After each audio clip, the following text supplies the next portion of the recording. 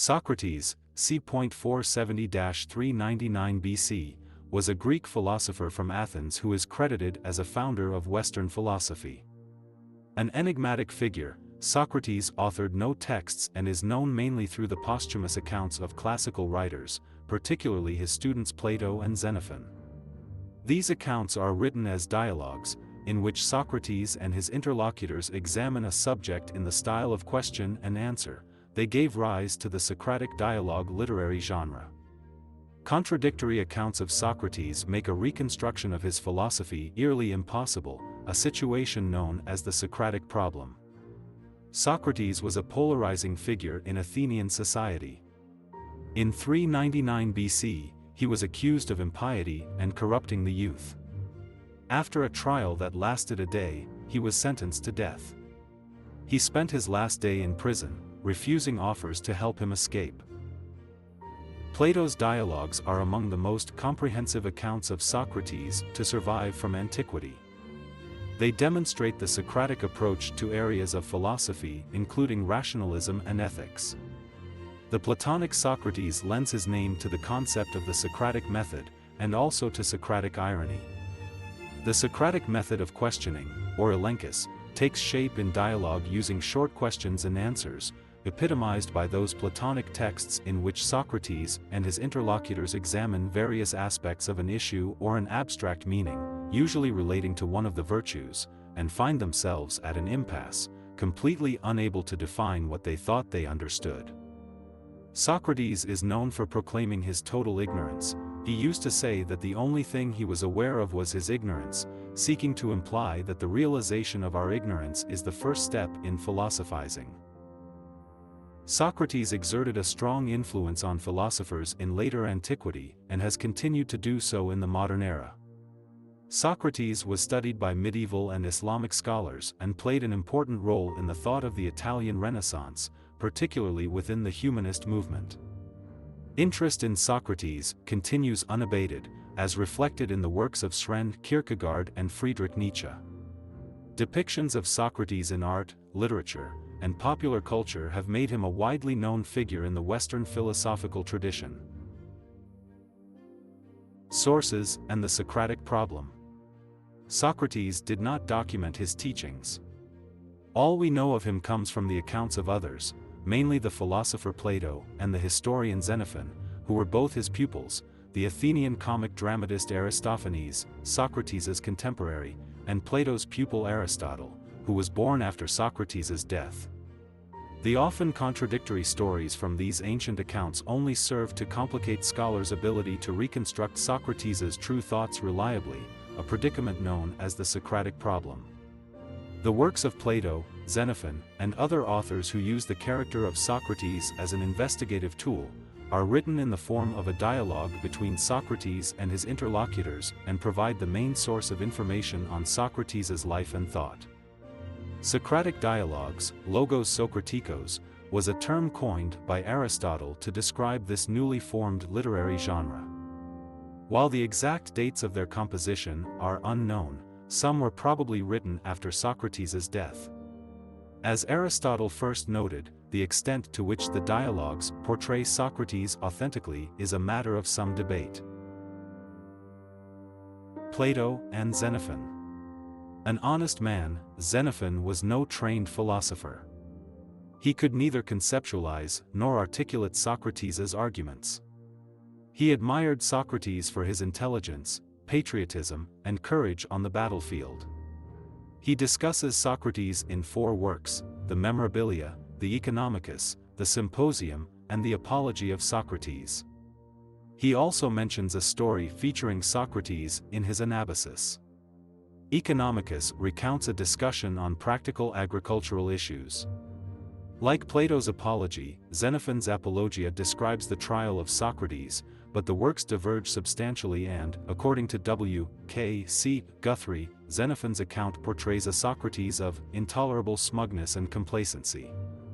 Symposium is a dialogue of Socrates with other prominent Athenians during an after-dinner discussion, but is quite different from Plato's Symposium.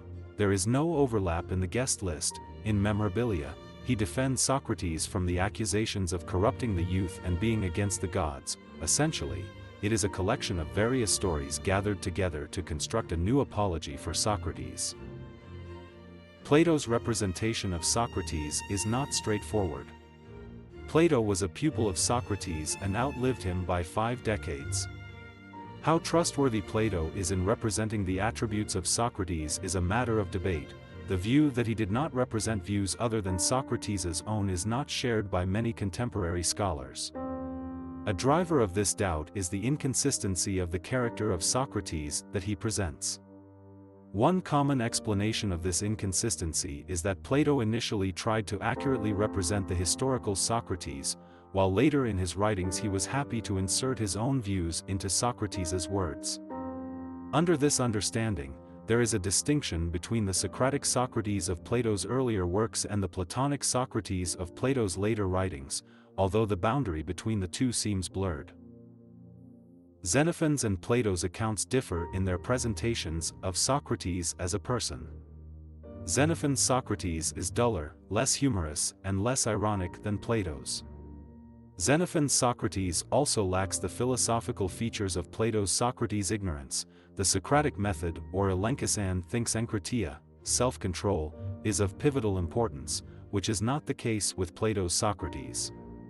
Generally, logoi Socraticoi cannot help us to reconstruct the historical Socrates even in cases where their narratives overlap, as authors may have influenced each other's accounts. Aristophanes and other sources. Writers of Athenian comedy, including Aristophanes, also commented on Socrates. Aristophanes' most important comedy with respect to Socrates is The Clouds, in which Socrates is a central character. In this drama, Aristophanes presents a caricature of Socrates that leans toward sophism, ridiculing Socrates as an absurd atheist. Socrates in Clouds is interested in natural philosophy, which conforms to Plato's depiction of him in Phaedo. What is certain is that by the age of 45, Socrates had already captured the interest of Athenians as a philosopher. It is not clear whether Aristophanes' work is useful in reconstructing the historical Socrates. Other ancient authors who wrote about Socrates were Aeschines of Sphetus, Antisthenes, Aristippus, Bryson, Cebes, Crito, Euclid of Megara, Phaedo and Aristotle, all of whom wrote after Socrates' death. Aristotle was not a contemporary of Socrates. He studied under Plato at the latter's academy for 20 years. Aristotle treats Socrates without the bias of Xenophon and Plato, who had an emotional tie with Socrates, and he scrutinizes Socrates' doctrines as a philosopher. Aristotle was familiar with the various written and unwritten stories of Socrates. His role in understanding Socrates is limited. He does not write extensively on Socrates, and, when he does, he is mainly preoccupied with the early dialogues of Plato.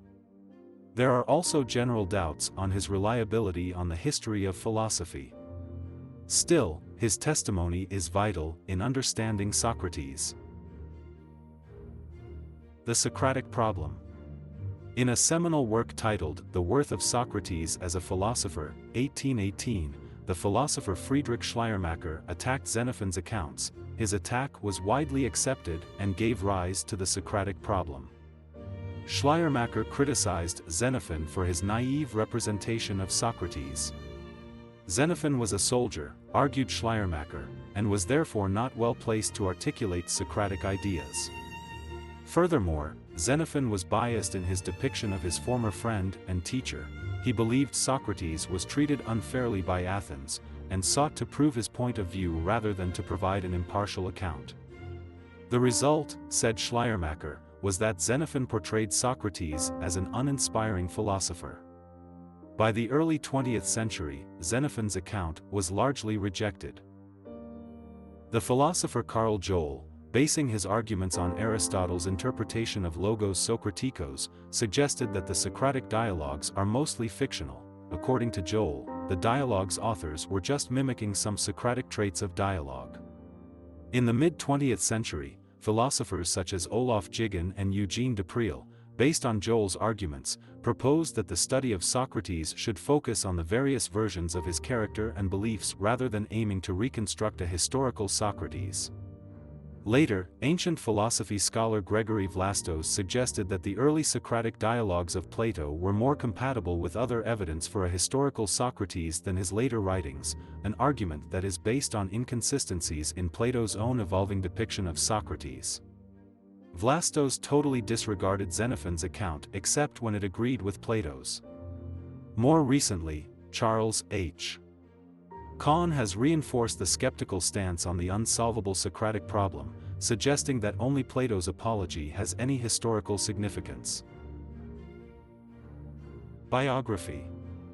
Socrates was born in 470 or 469 BC to Sophroniscus and Phaenarete, a stoneworker and a midwife, respectively, in the Athenian demi of Alapis. Therefore, he was an Athenian citizen, having been born to relatively affluent Athenians. He lived close to his father's relatives and inherited, as was customary, part of his father's estate, securing a life reasonably free of financial concerns. His education followed the laws and customs of Athens. He learned the basic skills of reading and writing and, like most wealthy Athenians, received extra lessons in various other fields such as gymnastics, poetry and music. He was married twice. Which came first is not clear. His marriage to Xantippe took place when Socrates was in his 50s, and another marriage was with a daughter of Aristides, an Athenian statesman. He had 3 sons with Xantippe. Socrates fulfilled his military service during the Peloponnesian War and distinguished himself in 3 campaigns, according to Plato. Another incident that reflects Socrates' respect for the law is the arrest of Leon the Salaminian. As Plato describes in his Apology, Socrates and 4 others were summoned to the Tholos and told by representatives of the 30 tyrants, which began ruling in 404 BC, to arrest Leon for execution. Again, Socrates was the sole abstainer, choosing to risk the tyrant's wrath and retribution rather than to participate in what he considered to be a crime. Socrates attracted great interest from the Athenian public and especially the Athenian youth. He was notoriously ugly, having a flat turned-up nose, bulging eyes, and a large belly. His friends joked about his appearance. Socrates was indifferent to material pleasures, including his own appearance and personal comfort. He neglected personal hygiene, bathed rarely, walked barefoot, and owned only one ragged coat. He moderated his eating, drinking, and sex, although he did not practice full abstention. Although Socrates was attracted to youth, as was common and accepted in ancient Greece, he resisted his passion for young men because, as Plato describes, he was more interested in educating their souls. Socrates did not seek sex from his disciples, as was often the case between older and younger men in Athens. Politically, he did not take sides in the rivalry between the democrats and the oligarchs in Athens. He criticized both. The character of Socrates as exhibited in Apology, Crito, Phaedo, and Symposium concurs with other sources to an extent that gives confidence in Plato's depiction of Socrates in these works as being representative of the real Socrates. Socrates died in Athens in 399 BC after a trial for impiety and the corruption of the young that lasted for only a day. He spent his last day in prison among friends and followers who offered him a route to escape, which he refused. He died the next morning, in accordance with his sentence, after drinking poison hemlock. He had never left Athens, except during the military campaigns which he had participated in. Trial of Socrates. In 399 BC, Socrates went on trial for corrupting the minds of the youth of Athens, and for impiety. Socrates defended himself unsuccessfully. He was found guilty by a majority vote cast by a jury of hundreds of male Athenian citizens and, according to the custom, proposed his own penalty, that he should be given free food and housing by the state, for the services he rendered to the city. In the alternative, he proposed that he be fined 1 mina of silver, according to him, all he had. The jurors declined his offer and ordered the death penalty. The official charges were 1. Corrupting youth, 2. Worshipping false gods, and 3. Not worshipping the state religion. Socrates was charged in a politically tense climate. In 404 BC, the Athenians had been crushed by Spartans at the decisive naval battle of Aegospotami, and subsequently, the Spartans laid siege to Athens. They replaced the democratic government with a new, pro-oligarchic government, named the 30 Tyrants. Because of their tyrannical measures, some Athenians organized to overthrow the tyrants and, indeed, they managed to do so briefly until a Spartan request for aid from the 30 arrived and a compromise was sought. When the Spartans left again, however, Democrats seized the opportunity to kill the oligarchs and reclaim the government of Athens. The accusations against Socrates were initiated by a poet, Miletus, who asked for the death penalty in accordance with the charge of asabia. Other accusers were Anytus and Lycon. After a month or two, in late spring or early summer, the trial started and likely went on for most of one day. There were two main sources for the religion-based accusations. First, Socrates had rejected the anthropomorphism of traditional Greek religion by denying that the gods did bad things like humans do. Second, he seemed to believe in a daimonian inner voice with, as his accusers suggested, divine origin. Plato's Apology starts with Socrates answering the various rumors against him that have given rise to the indictment. First, Socrates defends himself against the rumor that he is an atheist naturalist philosopher, as portrayed in Aristophanes as the clouds, or a sophist. Against the allegations of corrupting the youth, Socrates answers that he has never corrupted anyone intentionally, since corrupting someone would carry the risk of being corrupted back in return, and that would be illogical, since corruption is undesirable. On the second charge, Socrates asks for clarification. Miletus responds by repeating the accusation that Socrates is an atheist. Socrates notes the contradiction between atheism and worshipping false gods. He then claims that he is God's gift to the Athenians, since his activities ultimately benefit Athens. Thus, in condemning him to death, Athens itself will be the greatest loser. After that, he says that even though no human can reach wisdom, seeking it is the best thing someone can do, implying money and prestige are not as precious as commonly thought. Socrates was given the chance to offer alternative punishments for himself after being found guilty. He could have requested permission to flee Athens and live in exile, but he did not do so. Instead, according to Plato, he requested that a fine should be imposed on him and also suggested that free meals should be provided for him daily in recognition of his worth to Athens. According to Xenophon, however, Socrates made no proposals. The jurors favored the death penalty by making him drink a cup of hemlock, a poisonous liquid. In return, Socrates warned jurors and Athenians that criticism of them by his many disciples was inescapable, unless they became good men. After a delay caused by Athenian religious ceremonies, Socrates spent his last day in prison. His friends visited him and offered him an opportunity to escape, which he declined. The question of what motivated Athenians to convict Socrates remains controversial among scholars. There are two theories. The first is that Socrates was convicted on religious grounds, the second, that he was accused and convicted for political reasons. Another, more recent, interpretation synthesizes the religious and political theories, arguing that religion and state were not separate in ancient Athens. The argument for religious persecution is supported by the fact that Plato's and Xenophon's accounts of the trial mostly focus on the charges of impiety. In those accounts, Socrates is portrayed as making no effort to dispute the fact that he did not believe in the Athenian gods. Against this argument stands the fact that many skeptics and atheist philosophers during this time were not prosecuted.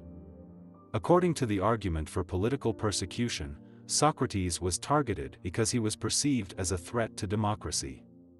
It was true that Socrates did not stand for democracy during the reign of the 30 tyrants and that most of his pupils were against the Democrats.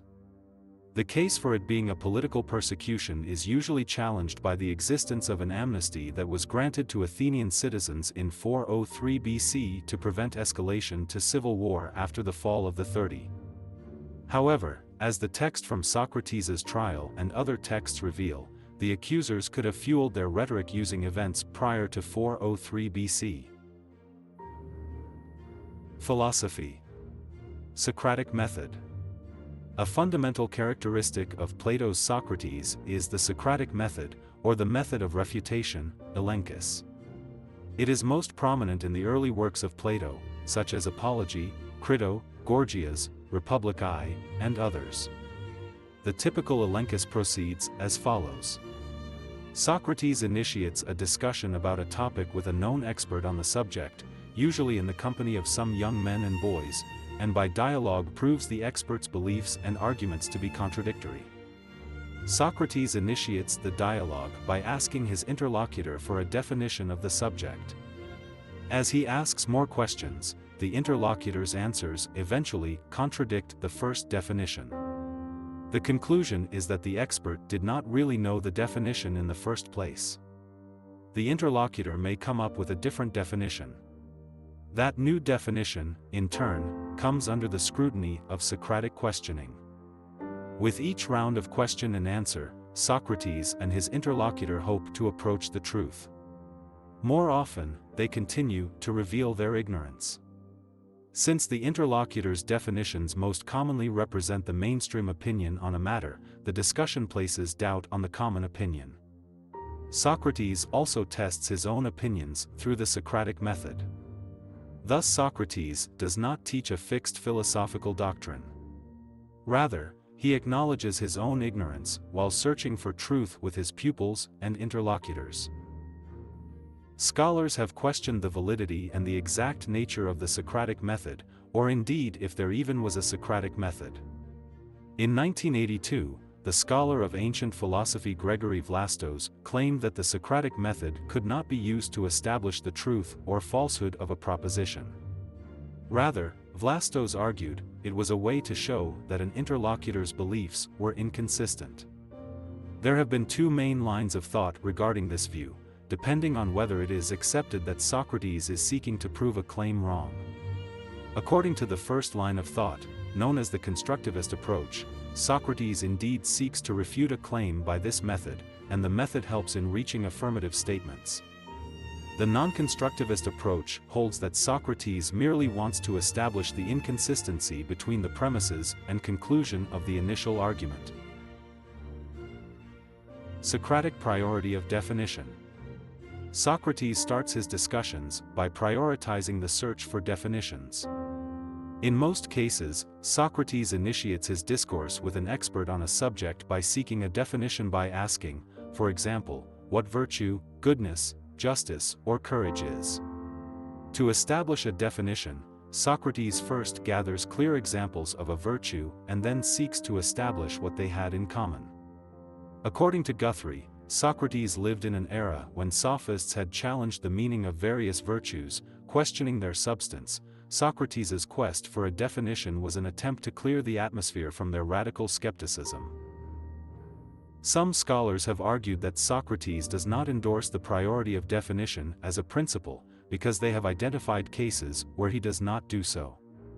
Some have argued that this priority of definition comes from Plato rather than Socrates. Philosopher Peter Geach, accepting that Socrates endorses the priority of definition, finds the technique fallacious. According to Geach, one may know a proposition even if one cannot define the terms in which the proposition is stated. Socratic ignorance. Plato's Socrates often claims that he is aware of his own lack of knowledge, especially when discussing ethical concepts such as arete, i.e., goodness, courage, since he does not know the nature of such concepts. For example, during his trial, with his life at stake, Socrates says, "I thought even as a happy man, if he really possesses this art, techne, and teaches for so moderate a fee. Certainly, I would pride and preen myself if I knew, epistemi, these things, but I do not know, epistemi, them, gentlemen."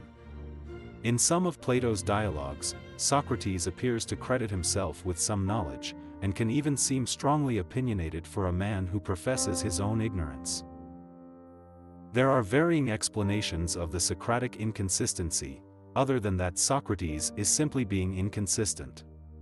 One explanation is that Socrates is being either ironic or modest for pedagogical purposes. He aims to let his interlocutor to think for himself rather than guide him to a prefixed answer to his philosophical questions. Another explanation is that Socrates holds different interpretations of the meaning of knowledge. Knowledge, for him, might mean systematic understanding of an ethical subject, on which Socrates firmly rejects any kind of mastery, or might refer to lower-level cognition, which Socrates may accept that he possesses. In any case, there is consensus that Socrates accepts that acknowledging one's lack of knowledge is the first step towards wisdom. Socratic irony. There is a widespread assumption that Socrates was an ironist, mostly based on the depiction of Socrates by Plato and Aristotle. Socrates' irony is so subtle and slightly humorous that it often leaves the reader wondering if Socrates is making an intentional pun. Plato's Euthyphro is filled with Socratic irony.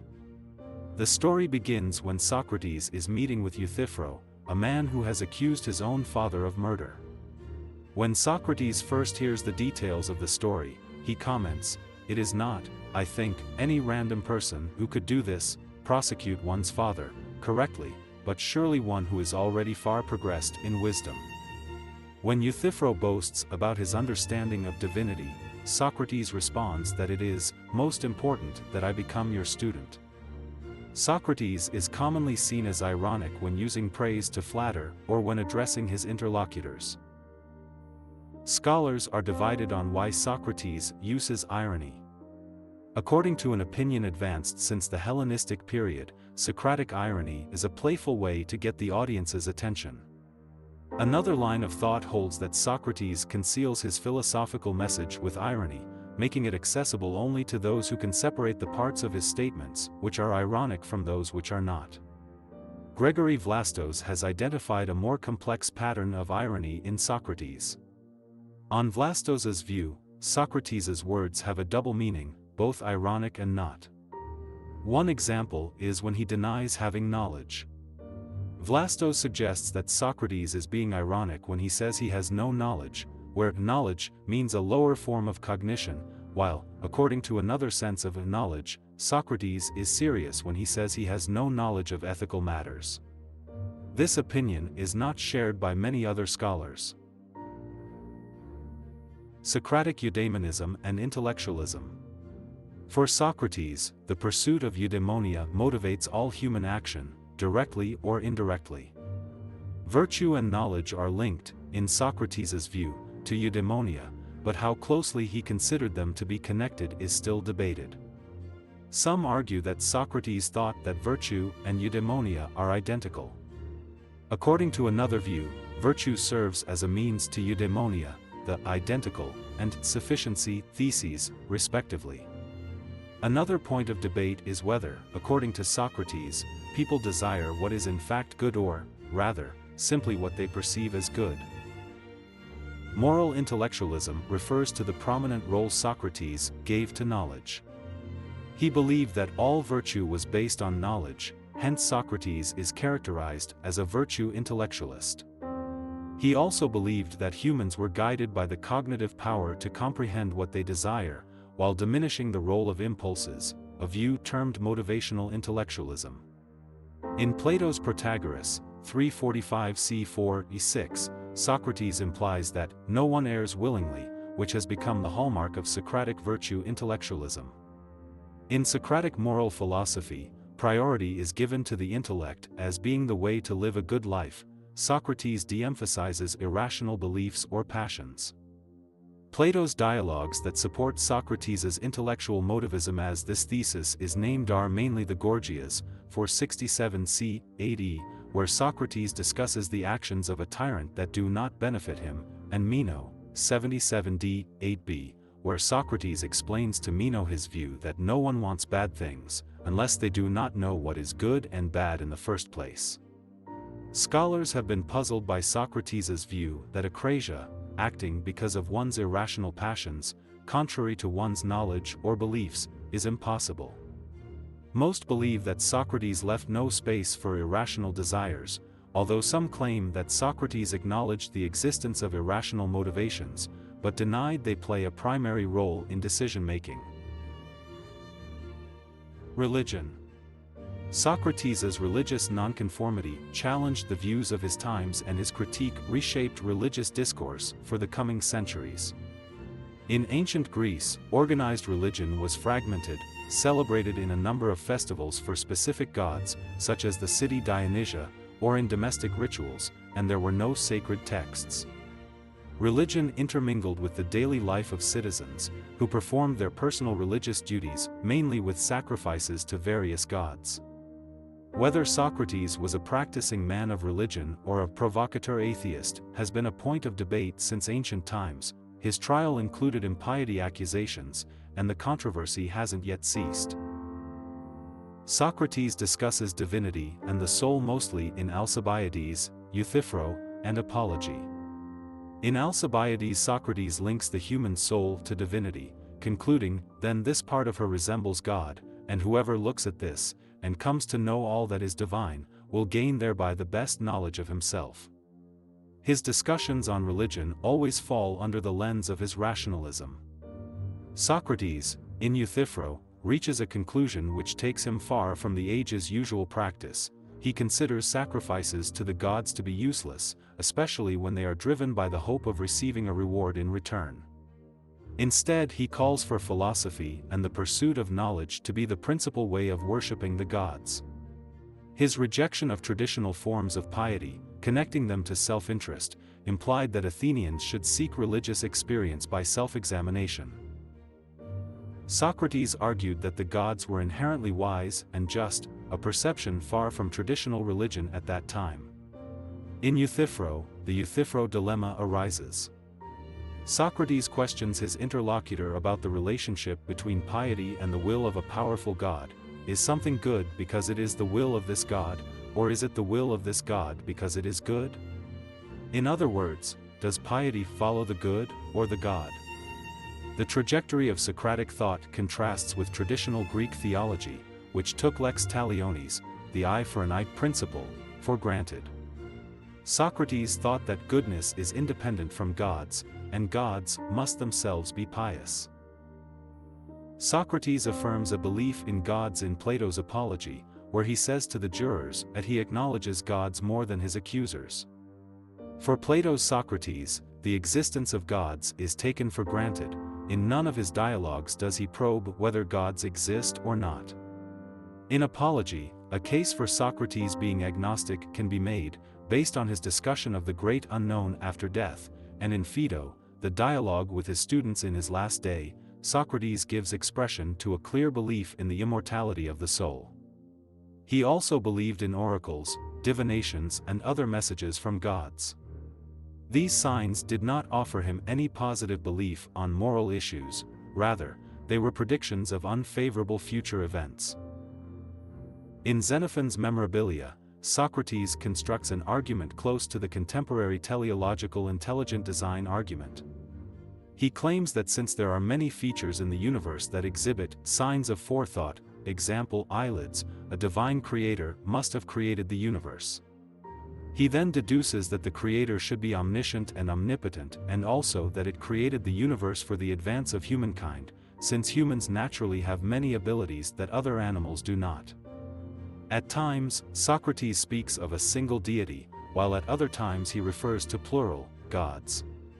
This has been interpreted to mean that he either believed that a supreme deity commanded other gods, or that various gods were parts, or manifestations, of this single deity.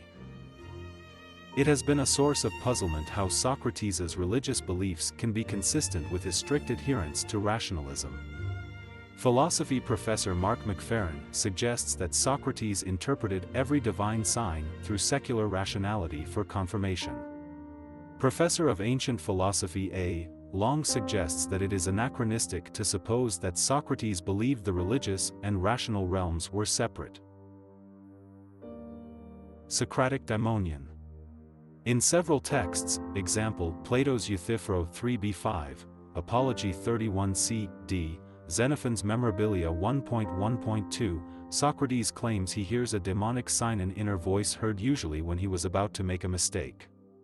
Socrates gave a brief description of this daimonion at his trial, Apology 31c.d. The reason for this is something you have heard me frequently mention in different places, namely, the fact that I experience something divine and demonic, as Miletus has inscribed in his indictment, by way of mockery. It started in my childhood, the occurrence of a particular voice. Whenever it occurs, it always deters me from the course of action I was intending to engage in, but it never gives me positive advice. It is this that has opposed my practicing politics, and I think its doing so has been absolutely fine. Modern scholarship has variously interpreted this Socratic daimonion as a rational source of knowledge, an impulse, a dream, or even a paranormal experience felt by an ascetic Socrates. Virtue and knowledge. Socrates is known for disavowing knowledge, a claim encapsulated in the saying, "I know that I know nothing." This is often attributed to Socrates on the basis of a statement in Plato's Apology, though the same view is repeatedly found elsewhere in Plato's early writings on Socrates.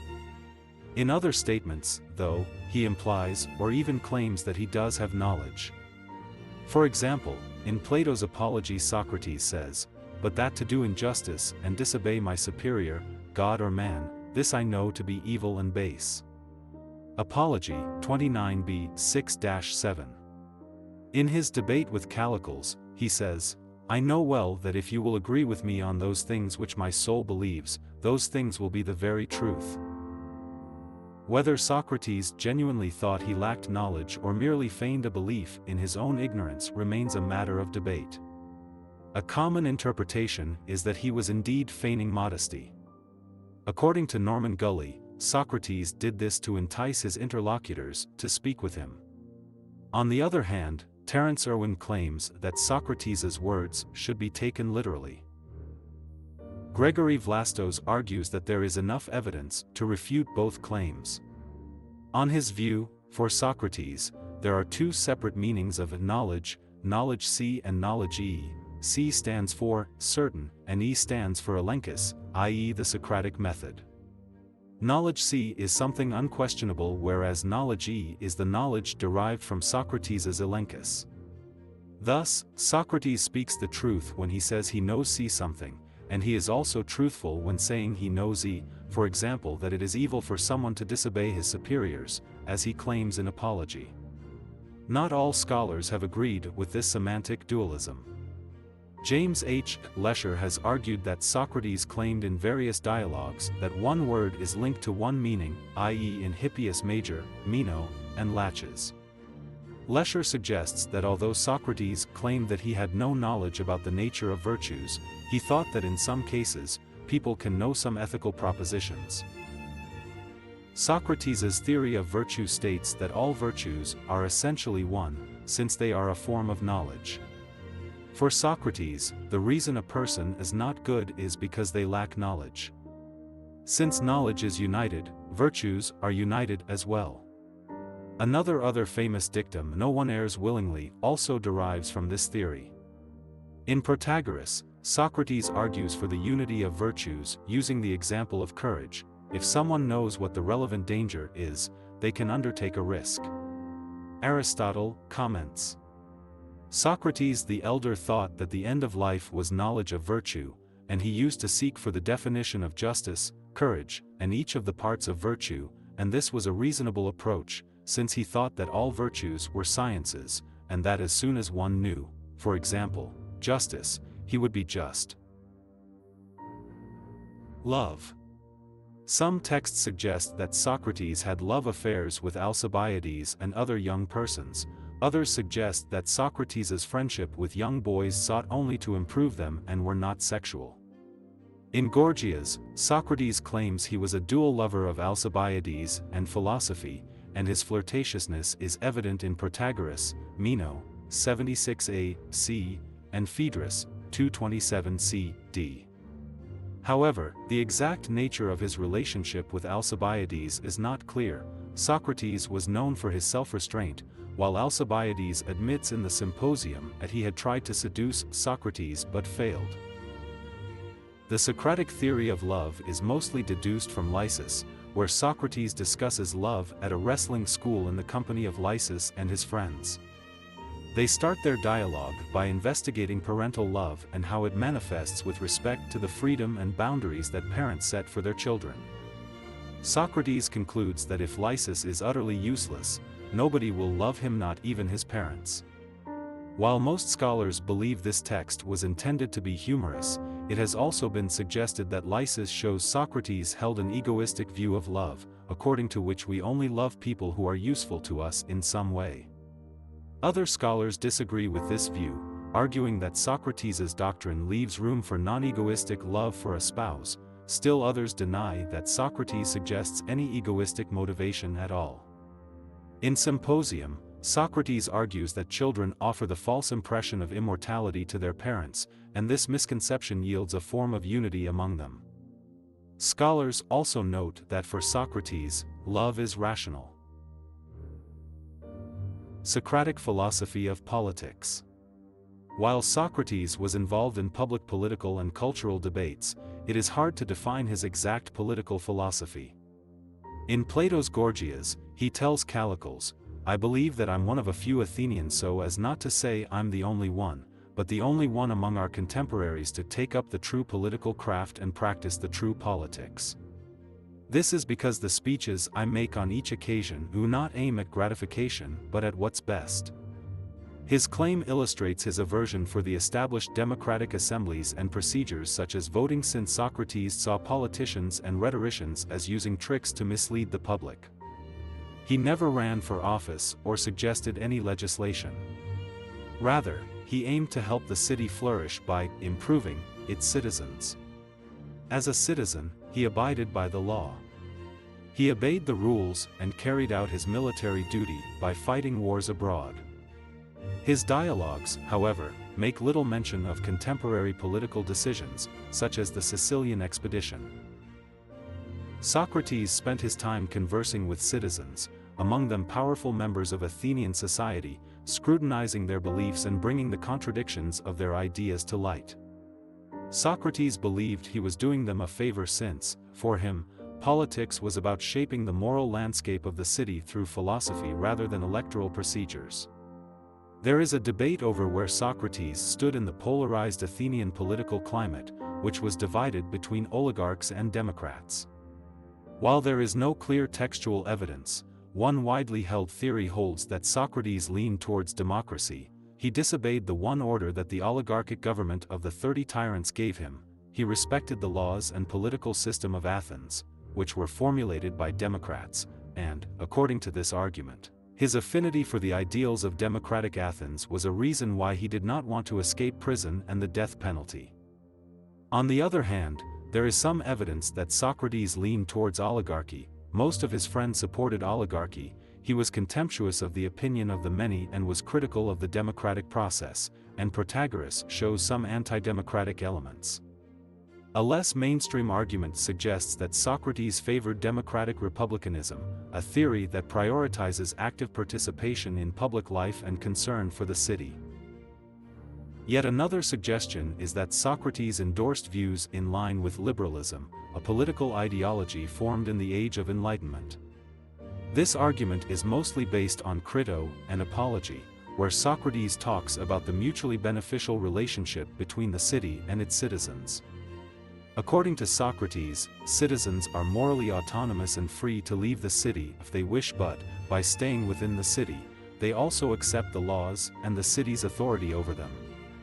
On the other hand, Socrates has been seen as the first proponent of civil disobedience. Socrates' strong objection to injustice, along with his refusal to serve the 30 tyrants' order to arrest Leon, are suggestive of this line. As he says in Critias, one ought never act unjustly, even to repay a wrong that has been done to oneself. And the broader picture, Socrates' advice would be for citizens to follow the orders of the state, unless, after much reflection, they deem them to be unjust. Legacy. Hellenistic era. Socrates' impact was immense in philosophy after his death. With the exception of the Epicureans and the Pyrrhonists, almost all philosophical currents after Socrates traced their roots to him: Plato's Academy, Aristotle's Lyceum, the Cynics, and the Stoics. Interest in Socrates kept increasing until the 3rd century AD. The various schools differed in response to fundamental questions such as the purpose of life or the nature of arete, virtue, since Socrates had not handed them an answer, and therefore, philosophical schools subsequently diverged greatly in their interpretation of his thought. He was considered to have shifted the focus of philosophy from a study of the natural world, as was the case for pre-Socratic philosophers, to a study of human affairs. Immediate followers of Socrates were his pupils, Euclid of Megara, Aristippus, and Antisthenes, who drew differing conclusions among themselves and followed independent trajectories. The full doctrines of Socrates' pupils are difficult to reconstruct. Antisthenes had a profound contempt of material goods. According to him, virtue was all that mattered.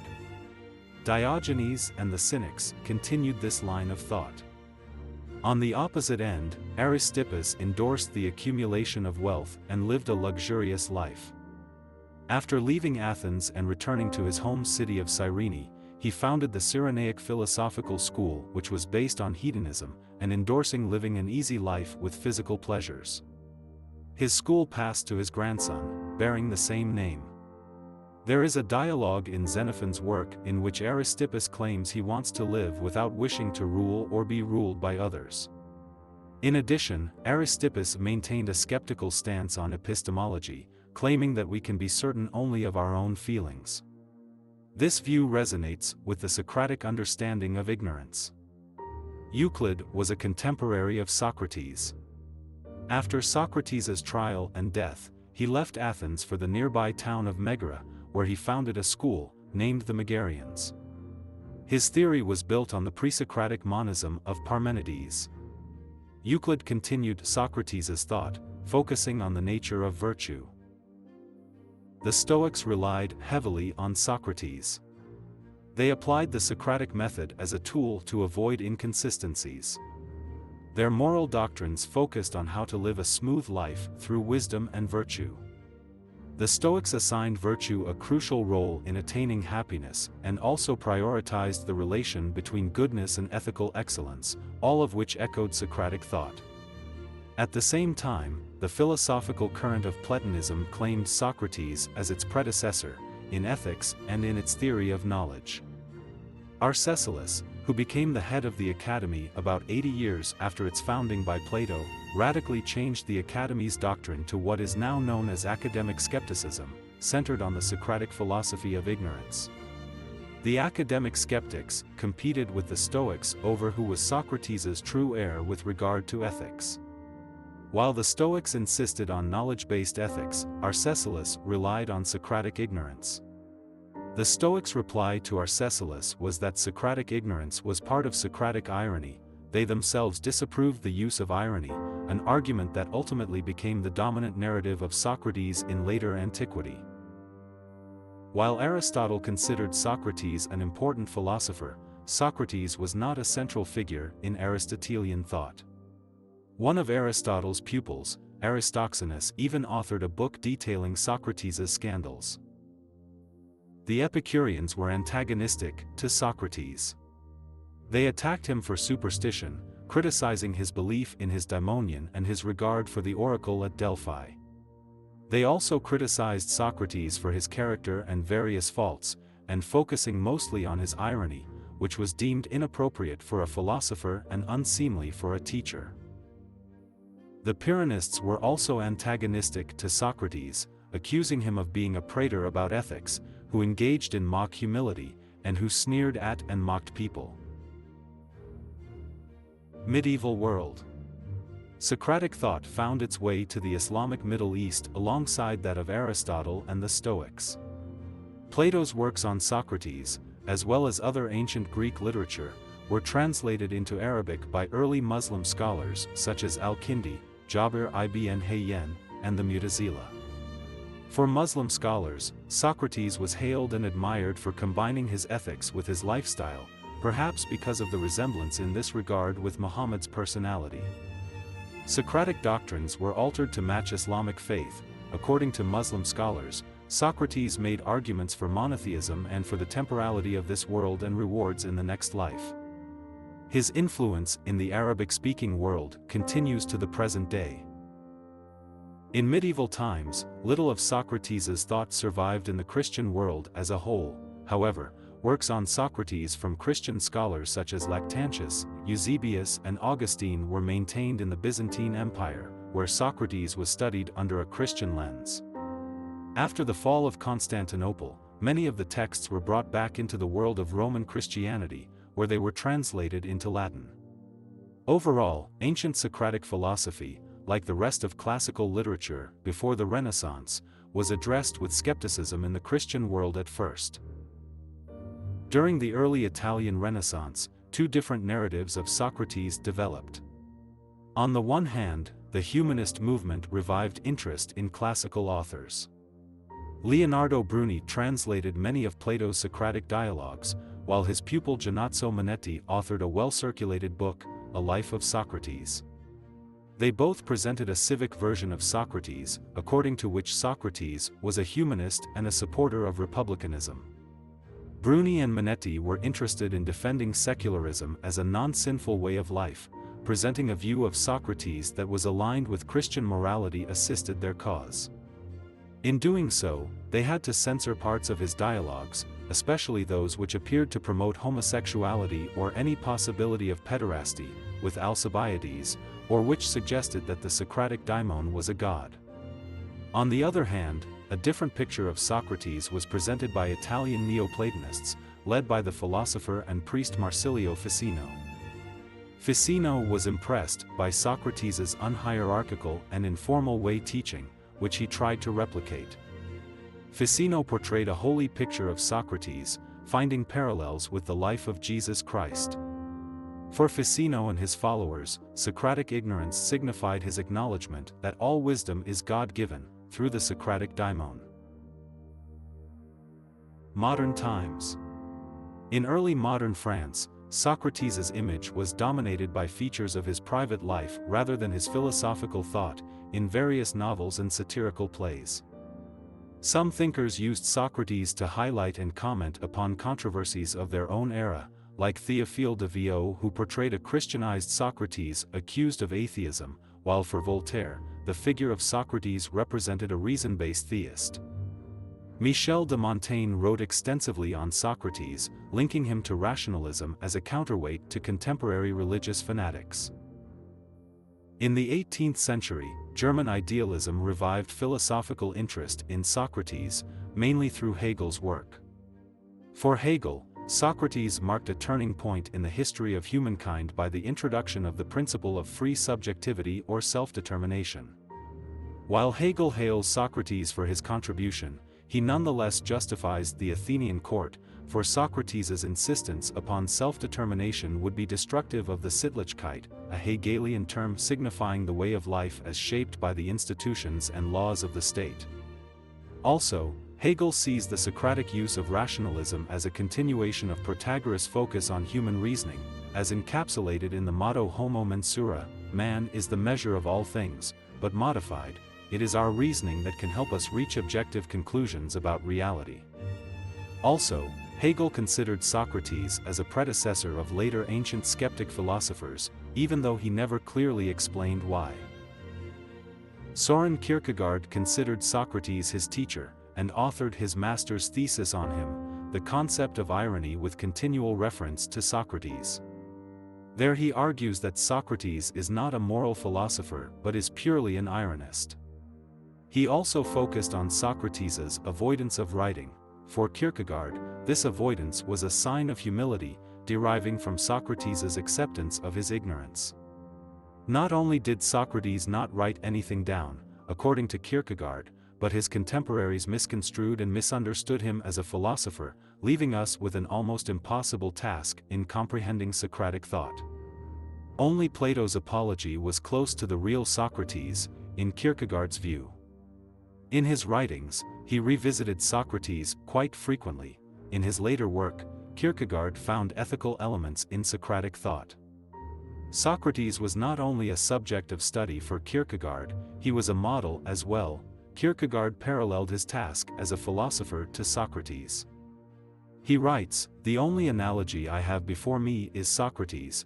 My task is a Socratic task, to audit the definition of what it is to be a Christian, with his aim being to bring society closer to the Christian ideal, since he believed that Christianity had become a formality, void of any Christian essence."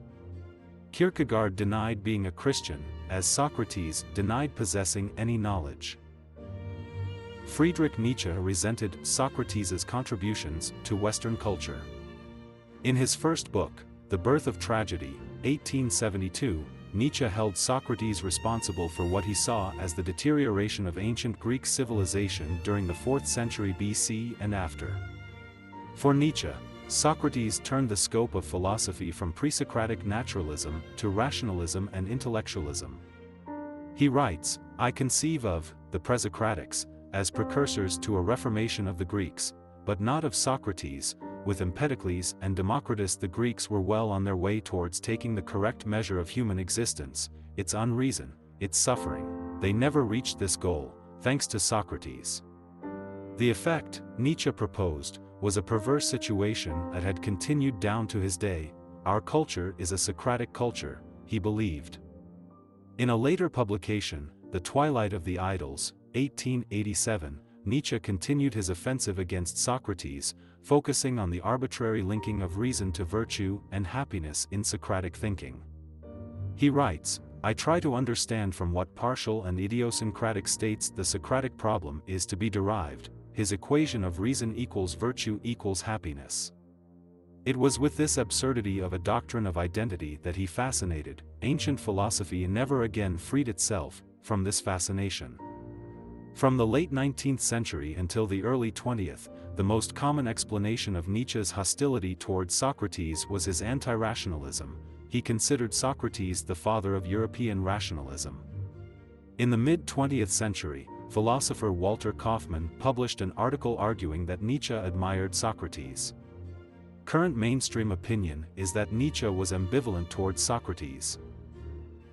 Continental philosophers Hannah Arendt, Leo Strauss and Karl Popper, after experiencing the horrors of World War II, amidst the rise of totalitarian regimes, saw Socrates as an icon of individual conscience. Arendt, in Eichmann in Jerusalem, 1963, suggests that Socrates' constant questioning and self-reflection could prevent the banality of evil. Strauss considers Socrates' political thought as paralleling Plato's. He sees an elitist Socrates in Plato's Republic as exemplifying why the polis is not, and could not be, an ideal way of organizing life, since philosophical truths cannot be digested by the masses. Popper takes the opposite view. He argues that Socrates opposes Plato's totalitarian ideas. For Popper, Socratic individualism, along with Athenian democracy, imply Popper's concept of the open society, as described in his Open Society and Its Enemies, 1945. Thank you for listening to this reading of the Socrates Wikipedia article. If you enjoyed this video, please click that like button and subscribe to our channel, so you can be notified whenever I make a new video. I'd love to hear your comments and suggestions on what else to feature. Thank you, and I'll see you next time.